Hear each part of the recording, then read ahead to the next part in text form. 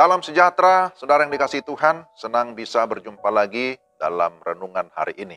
Mari kita berdoa terlebih dahulu. Tuhan, kami mau membaca dan merenungkan firman-Mu.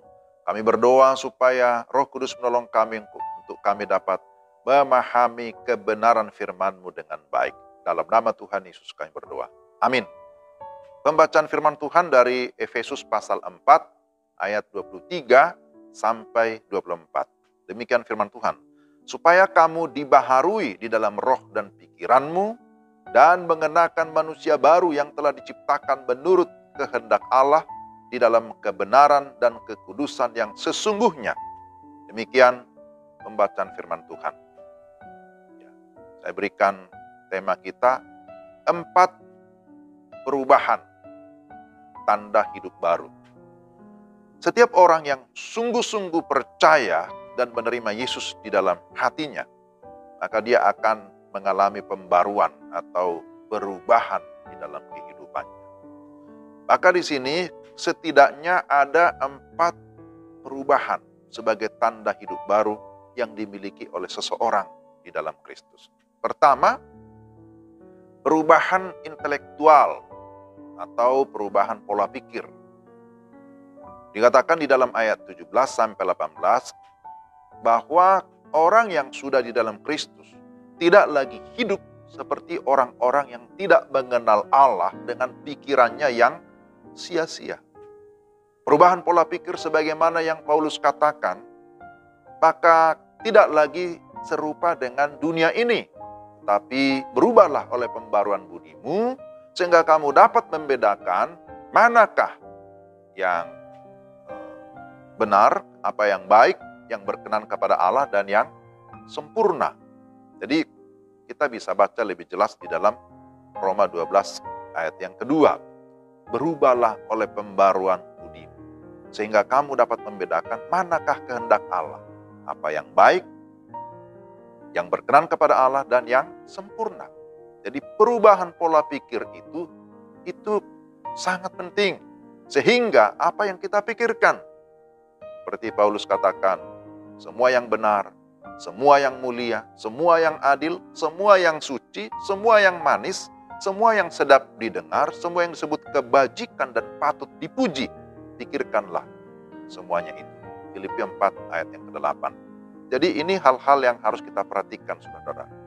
Harus ada perubahan atau pembaruan intelektual ataupun pola pikir. Tapi yang kedua, perubahan emosional, yaitu perubahan perasaan ya, ataupun emosi. Emosi itu tentu berbicara tentang perasaan. Jadi dalam ayat 19 dikatakan kita harus berubah dari perasaan yang tumpul, ya, perasaan yang tumpul akhirnya dia menyerahkan diri kepada hawa nafsu dan segala kecemaran, menjadi atau memiliki kepekaan atau ketajaman secara emosi. Apa yang dia pikirkan, apa yang dia harapkan, bahwa dia ingin menikmati kekudusan Allah di dalam kehidupannya. Ini penting. Jadi menjalani kehidupan yang dulunya jauh dari kekudusan, tetapi hidup di dalam kecemaran, tapi ada perubahan emosional. Sekarang kerinduan hatinya adalah bagaimana hidup di dalam kekudusan Allah. Nah, ini yang kedua. Tapi yang ketiga, ada perubahan mental spiritual.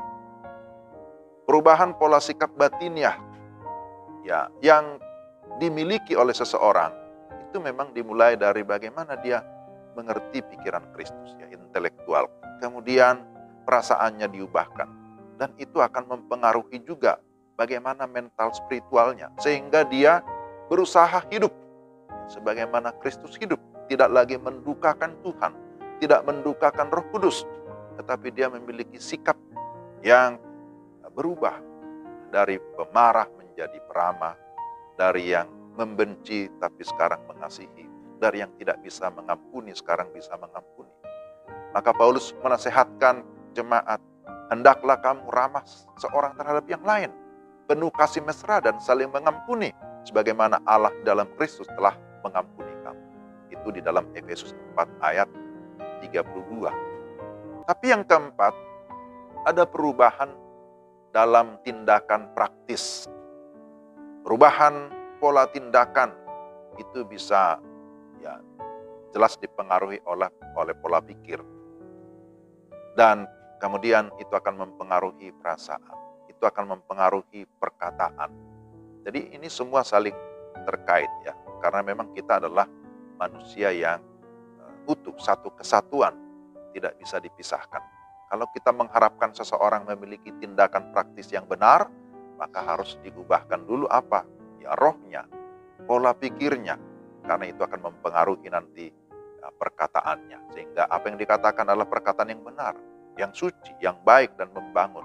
Bagaimana dengan perbuatannya? Perbuatannya pun akhirnya hidup dalam kejujuran, hidup dalam kebaikan, hidup di dalam kebenaran. Jadi saudara-saudara, pesan ini mengingatkan bahwa kita yang sudah sungguh-sungguh di dalam Kristus, yang sudah mengaku bahwa aku sudah lahir baru di dalam Kristus, itu harus terlihat di dalam perubahan-perubahan yang saya sebutkan tadi. Itu ada perubahan intelektual, ada perubahan emosional, ada perubahan mental spiritual, tapi juga ada perubahan di dalam tindakan yang bersifat praktikal. Dengan demikian, kehidupan kita akan semakin mencerminkan Kristus tiap-tiap hari. Dan tentu Tuhanlah yang disenangkan, bukan didukakan, dan kehidupan kita akan lebih lagi efektif menjadi berkat dimanapun kita berada. Amin. Mari kita berdoa.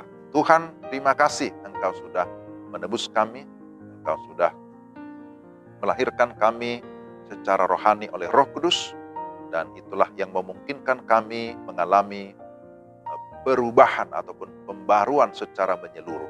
Baik pikiran kami, perasaan, mental, spiritual, dan juga tindakan praktis kami tiap-tiap hari. Tolong kami Tuhan, supaya kami tetap dapat menjaga kehidupan kami makin serupa dengan Kristus, supaya Kristus dimuliakan dan kehidupan kami boleh menjadi berkat bagi banyak orang. Dalam nama Yesus kami berdoa dan mengucap syukur. Amin. Demikian renungan kita. Tuhan memberkati saudara sekalian. Salam.